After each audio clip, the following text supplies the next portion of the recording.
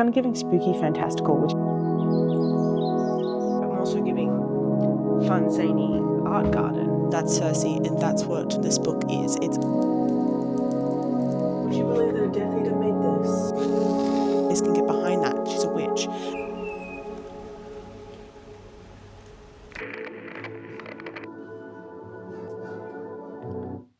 Hey guys. If I look funny, it's because I'm sick. Kind of had a cold that's accumulated, and now I finally have a day off and it's like hit me like a wave. It's like, oh yeah, I can actually be really sick now. So I'm all puffy and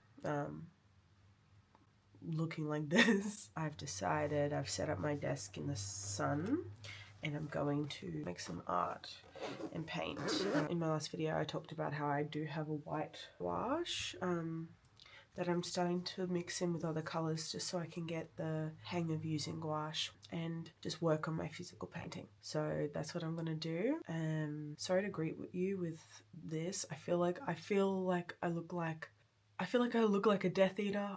It's probably dramatic, probably you don't even notice, but that's how I'm feeling. But you know, sometimes I don't look great. Sorry. Can't be gorgeous all the time.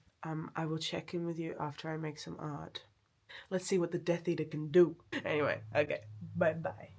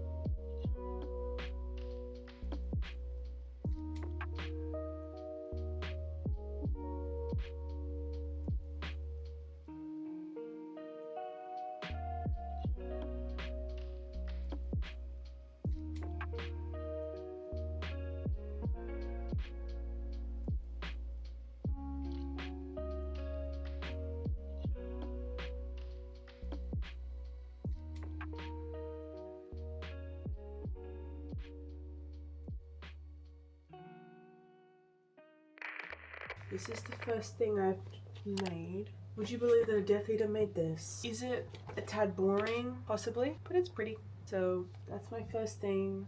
It's getting quite bright now, so there'll be more sun. I think I'm gonna have to get changed because it's starting to get hot. So don't be affronted if the next time you see me, my outfit has changed. But yeah, I think I'm gonna try and be a bit more experimental with this next one.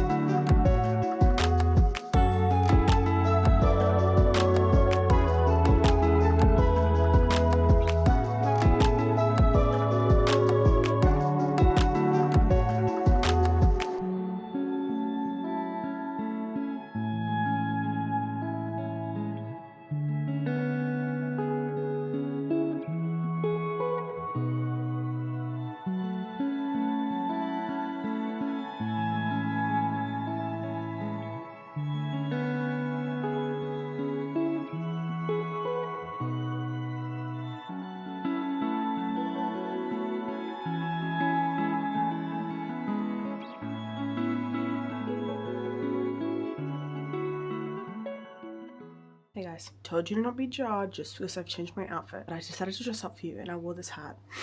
This is the full fit.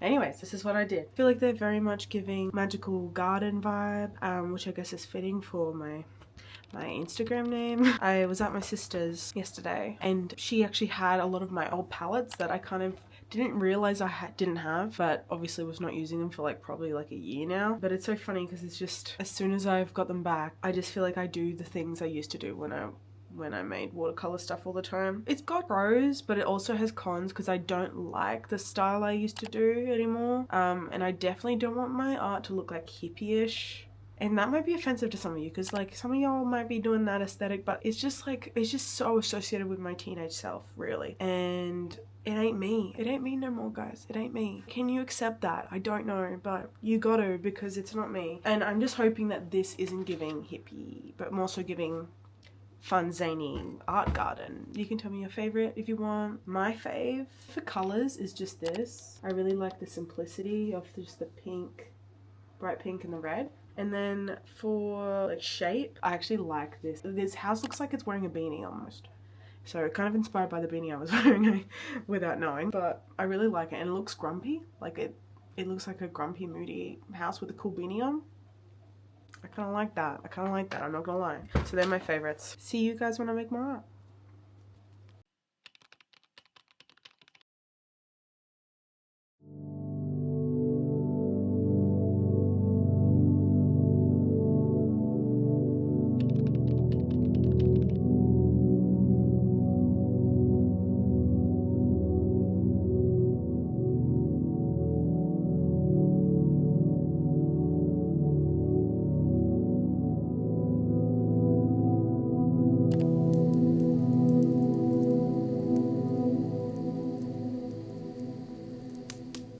Hello, I have in fact dressed up to talk about Circe, yes. That is true. Only mildly though. I'm just wearing kind of what I believe to be a modern Circe look, especially with my black nails. And this is like a cute little dress I've got recently.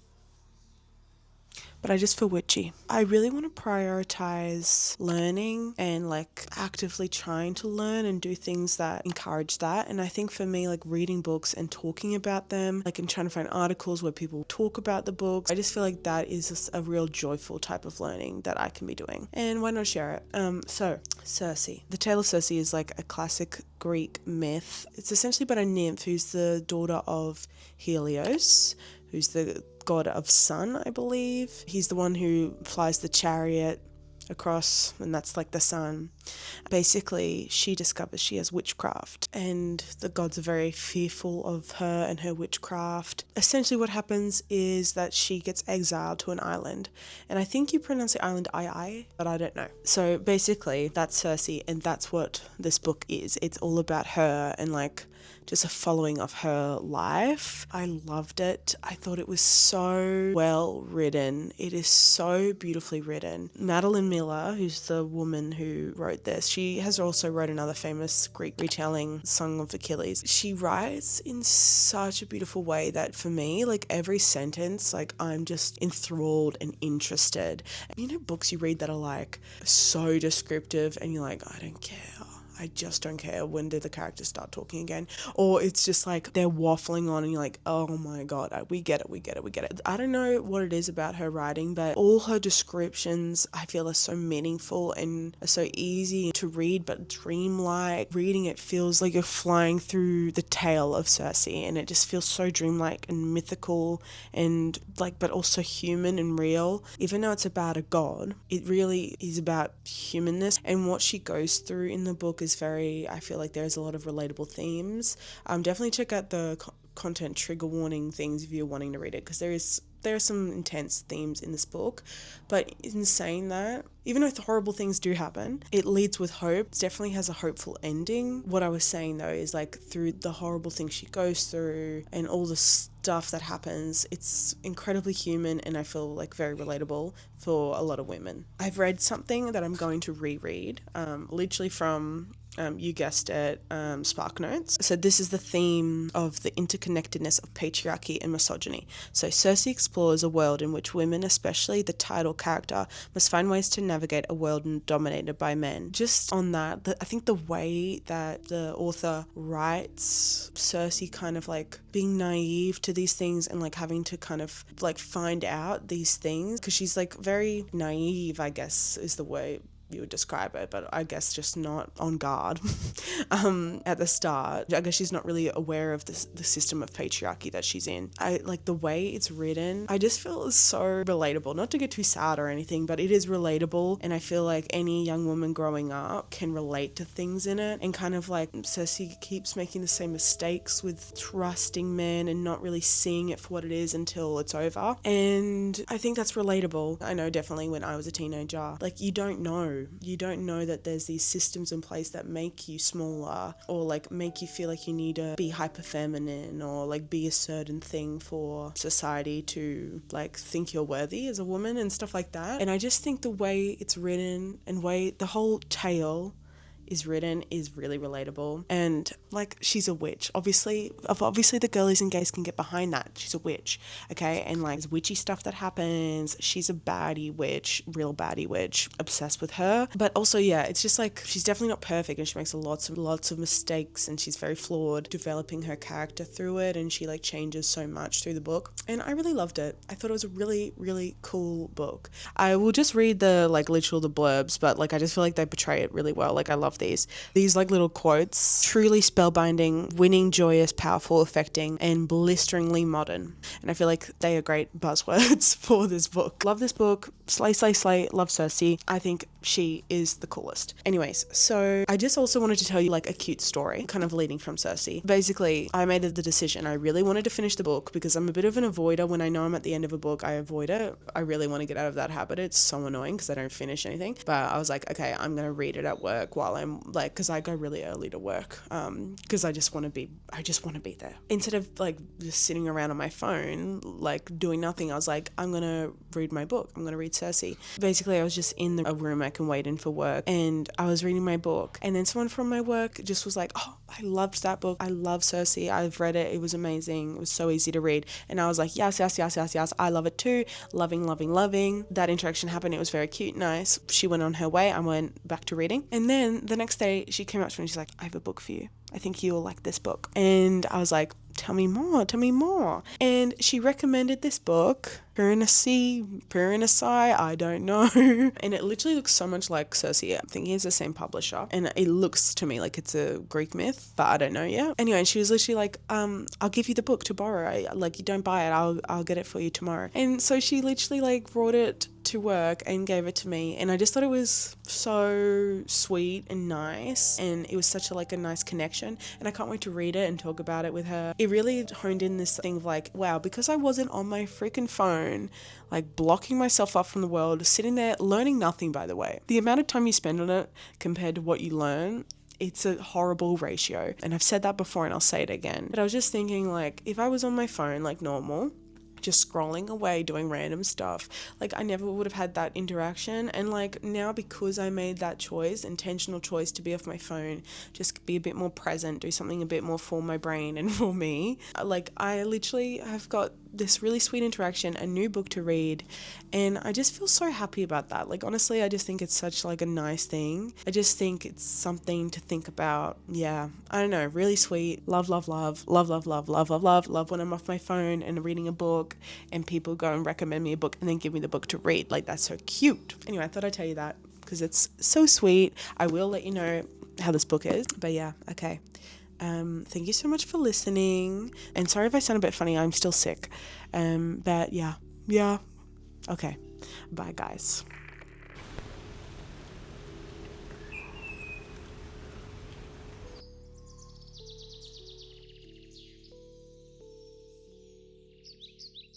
Hey guys, I thought I'd come out here. It's a few days later since I last filmed, and I'm just going to show you the last few things I've made. So I made this.